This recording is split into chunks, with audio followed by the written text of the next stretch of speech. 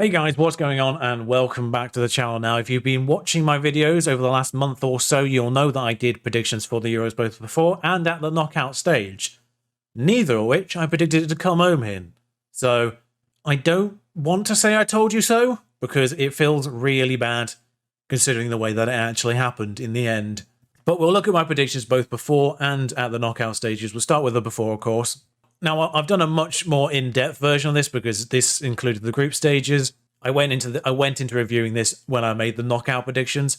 I didn't do too badly overall. Group E was carnage. Group A and D, I had things wrong in. Scotland, I more hope than actual prediction would finish third. And of course, the Turkey situation, many people got wrong. It wasn't just me. Turkey were most people's dark horses, which I don't know if that technically makes them dark horses anymore. Yeah, Turkey and Wales being the wrong way round, Scotland and Czech Republic being the wrong round, and first and second, third and fourth being wrong round in Group E. Group E was just carnage. I'll hold a hand up on that one, but B, C, and F nailed it. D essentially nailed it if I'd actually followed my logic through and didn't use sentiment rather than anything else there. 4 groups I essentially got right, 2 somewhat wrong. And the third place qualifiers, again, mostly got right as well. But then the round of 16 is where everything goes wrong because I had some teams in the wrong places. That ruins a lot of things. There's actually 2 further round of 16 matches that I got right, just with the wrong outcome. France versus Switzerland and England versus Germany. I had the wrong opponents for Belgium, but they still progressed there. And then I had them wrong there. But pre-tournament, there wasn't really that much talk about Italy. I heard whispers of them being the dark horses of the established teams, like the ones that could actually probably win it, rather than the absolute surprises like Turkey pulling a Greece. In the end, it's not overly surprising that Italy did it, but they weren't really in the top set of teams that were predicted to win it. Teams like France, Belgium, for instance. Even England were in that talk for some reason.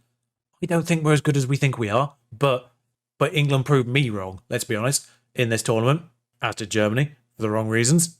But if we switch over to the knockout predictor, you can see my read of the tournament is far better. Only 5 matches wrong, and that's largely because 2 of them had the wrong teams in them from the round of 16. So if I predicted from the quarterfinals onwards as well, if I'd done it round by round, I would have got it all right.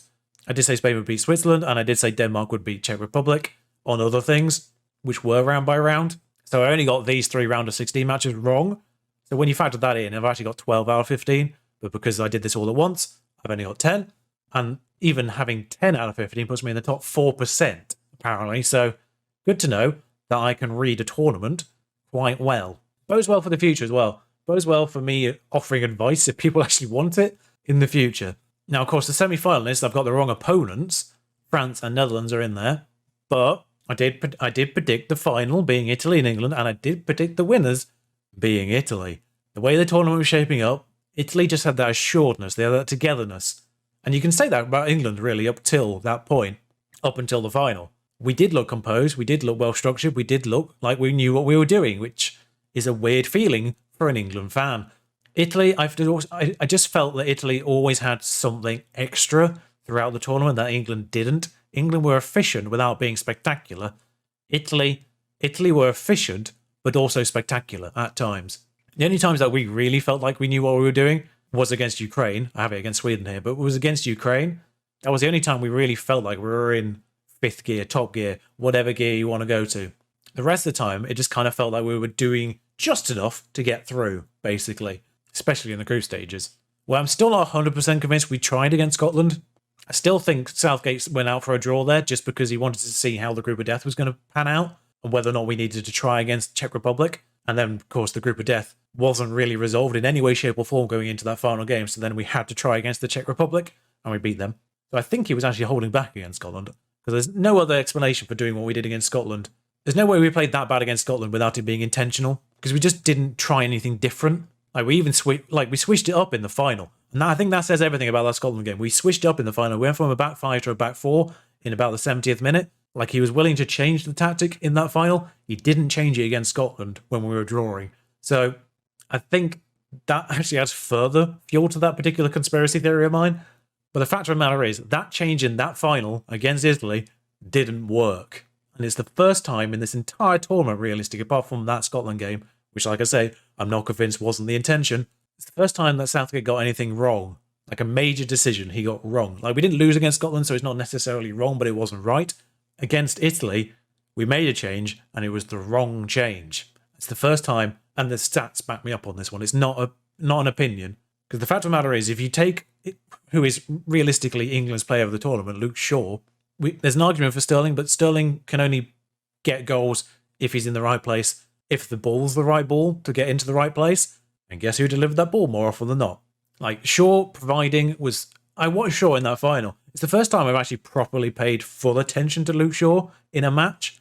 The stuff he was doing in that final game, the composure, the confidence he had in that game was unbelievable. His rise is incredible, and major props to him for that. But in that final, when we went to a back four, in the 70 minutes before we brought Saka and Henderson on, he had 55 touches of the ball. In the 50 minutes that followed, plus injury time, he had 27. Half. Now, obviously, it's not equal amounts of time, but from half-time until those subs, England barely touched the ball anyway. So, realistically, most of those 55 touches were in the first half.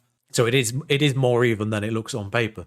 Because in the injury time, England actually had quite a lot of the ball, and that was when we were still in a back four. So, switching to a back four actually got things wrong because it stifled our best creator, realistically, in Luke Shaw. Trippier shouldn't have come off. It should have been Mount that came off in that situation, because Mount was... I don't really know what Mount was doing in that final. I will back Mount up in every other game except for that final game. Because Sterling started scoring, the crowd that doesn't really understand movement and off-the-ball play seem to have focused on Mount not doing anything. The, oh, he's done nothing crowd, as I call them. They seem to switch focus onto Mount because, realistically, in the games, you don't really see him do that much, but it's his off-the-ball, it's his runs, it's his link-up play. That's great, and that's what Sterling used to do and get slandered for because he wasn't scoring. Now he started scoring, that shifted to Mount. But in that final game, he was just not really on it, in my opinion. He was making good runs now and then, but as he always does. But his passing play, he was just a little bit shy. He had the vision. He had the right decisions making. You saw him a couple of times try and do that killer ball. And if they come off, it would have definitely been goals in pretty much all the situations he did them in. But they were just that little bit off. They were intercepted or blocked or whatever. So Mount was the one to come off. The formation didn't need to change, in my opinion. We were doing great. We just weren't really trying in the second half, and I don't know why. Italy just took it up a notch, and we took it down a notch for some reason. I know we can't really play at that intensity the entire game, but we let them have far too much in it. And if anything, if we were going to change the formation, keep the back five. Keep the back fives, because Trippier and Shaw were causing them problems. And if we're going to do anything, swap the right back. We still had another right back on the bench. So I don't know why he changed it to Saka, who pretty soon plays on the left for Arsenal, right? I'm not going crazy on that one. He is left-sided, normally. And Henderson, for all his composure normally, didn't really look sharp either. Like, he actually looked... Like, Henderson did well in the games he came on in previously to that, so I can understand the reasoning for it, and it just didn't work in this final. For some reason, he just didn't seem completely on it. And in any other situation, you saw what was happening on the pitch. We were looking on edge. We were looking anxious. We were making mistakes. We were a little bit all over the place, particularly when the goal went in. But the entire second half, we were just not there mentally, seemingly. And Henderson was absolutely the right choice to bring on that. Liverpool captain, leader, Champions League winner, Premier League winner, captain Liverpool to both of those things. Like, he's a calming influence on the team. He's a leader. I don't really know why he's not captain of England. That's part of the reason why I think Harry Kane isn't as effective as he should be, because he's having to do more work than he has to. In my opinion, the captain should always be at furthest in the midfield, because then they can dictate what everyone else does around them, rather than have to dictate from the front. I love Harry Kane, but I don't think he should be captain, for that reason. Now, the organisation should happen from the back, or the very least the midfield. But it has to be said, up until that point, we really didn't put much of a foot wrong.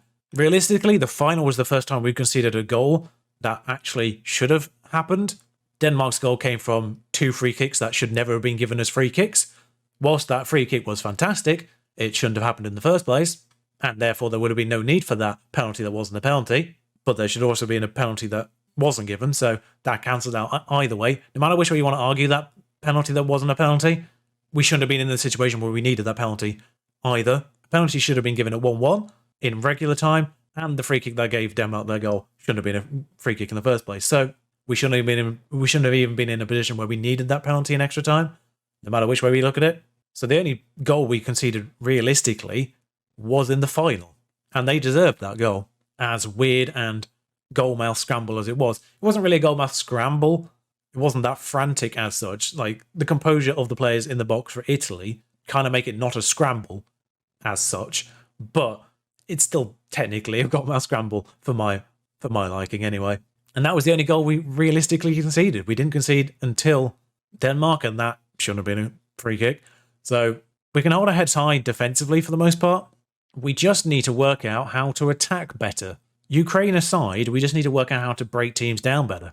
Because we did it, I think we did it quite well against Italy in that first half. I think the first half of Italy was one of the best halves of football we played, aside from the Ukraine game. The second half was one of the worst halves of football we played in the entire tournament. So there's not a lot I think we need to change. I think we need to work out what Mount needs to be doing in this team, because in a five at the back situation, Mount doesn't really have a place. Because Rice and Phillips held down those positions so well, I think Mount takes the Phillips role normally, but because Rice and Phillips have played so well, can't really drop either of them at that stage, because you want one of those two midfielders in the middle to be properly holding, properly ball winning, and you want the other one to sort of roam a bit, play make, take the ball backwards and forwards, which is what Rice ended up doing in that game rather than Phillips more often than not. And Rice's running forward ability isn't well established. He did actually quite well in that game in terms of making runs forward. I have to say, Rice surprised me in how effectively he brought the ball forward at times, because that's not normally his job and not normally his strength, but he actually did quite well in terms of even dribbling it forward, which surprised me. I think it surprised Italy. That's probably what happened, to be honest, in that situation. But Mount's job Mount is a great footballer. He knows what he's doing. He's got the intelligence. But in that formation last night, he didn't really have a role. You needed two players like Sterling. You needed a Sterling and a Saka from the start, or Sterling and Sancho from the start. You needed two people to play actual sort of right wing, left wing, or right attacking mid, left attacking mid. It's hard to work out what exactly their positioning is, whether it's actually on the wing or more central, inside in like a two attacking mid situations behind a striker. And if there is two attacking mids, then they need to sort of stay slightly behind Kane so he can stay ahead of them most of the time instead of having to come deep all the time, because he doesn't need to come deep because we've got the holding midfielders.